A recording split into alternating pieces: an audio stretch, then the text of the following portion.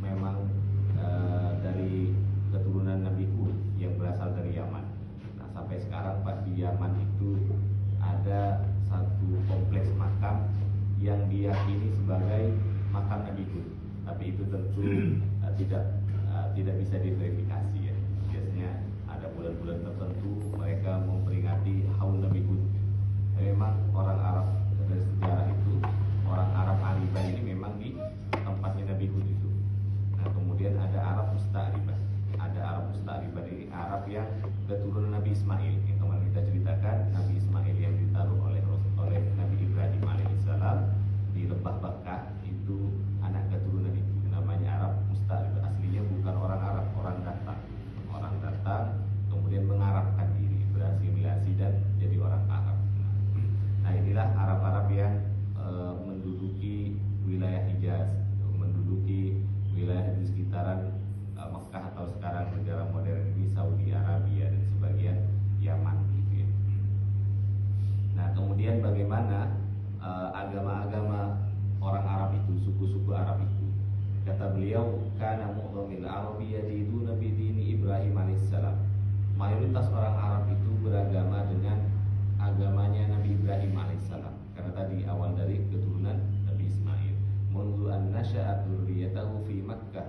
Artinya sejak Nabi Ismail itu di Mekah, kemudian banyak juga orang datang untuk mengambil kehidupan dari Zam-Zam itu, maka hampir orang-orang Arab itu beragama dengan agama Nabi Ibrahim di Jazirah Arab itu. Fakanu ya'budunallaha, maka karena mereka ini beragama dengan Nabi Ibrahim, Abdul Tauhid, maka mereka ya'budunallah.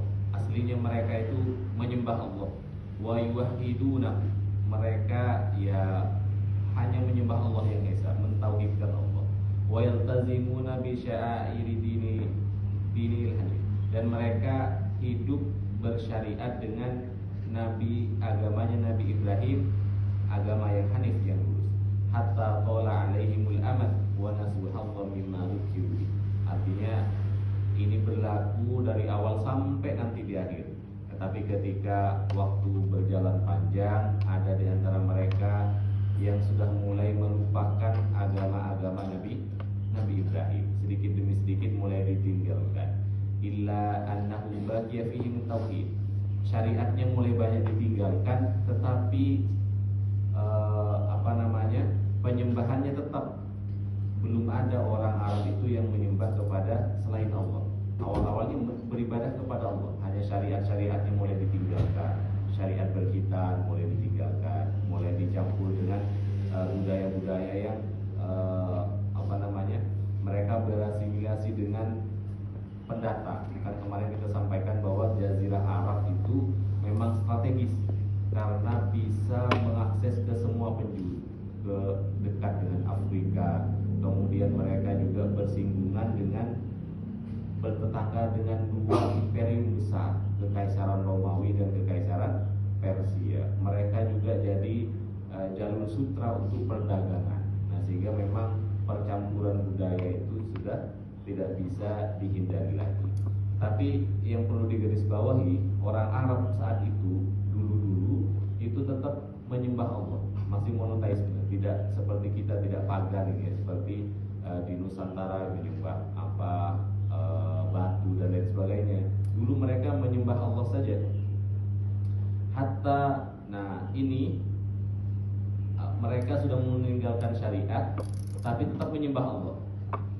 Sampai suatu ketika, hatta ja'a Amr bin Luhai, Ra'isu Huza'ah, sampai ada sesosok orang yang bernama Amr bin Huza'ah.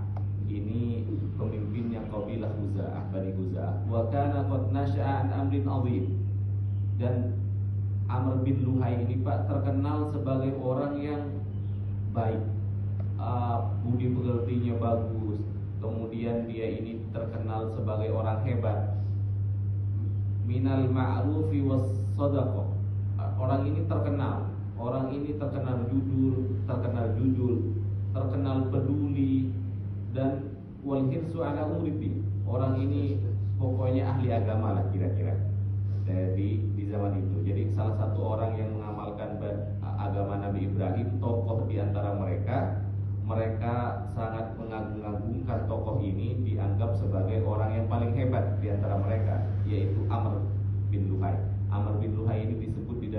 hadis ya. Nabi pernah bersabda ketika termenung, kata Nabi, waktu Isra Mi'raj, aku melihat ada seorang yang isi perutnya terbuai, menyeret-nyeret di dalam pusaran api neraka. Nah itu yang Nabi lihat tuh Amr bin Luhai. Karena orang ini awalnya tokoh, fa'ahabbahun nas wadanulah, dan manusia sangat suka kepada orang ini karena dianggap tokoh, orang hebat. Orang-orang pokoknya kalau Amr bin Luhai melakukan sesuatu, ya jadi apa ya namanya, ya akan diikuti kira-kira itu. Dhannan minhum annahum min akabiril ulama. Bahkan kata mereka Amr bin Luhai ini ulama kita yang paling besar. Tidak ada lagi yang lebih paham agama dari Amr bin Luhai. Wa afadil aulia, kata mereka Amr bin Luhai ini kekasih Allah, wali yang paling tinggi yang hidup di antara mereka. Nah tapi Pak, artinya kalau orang sudah overpower gitu ya, sudah punya kekuasaan,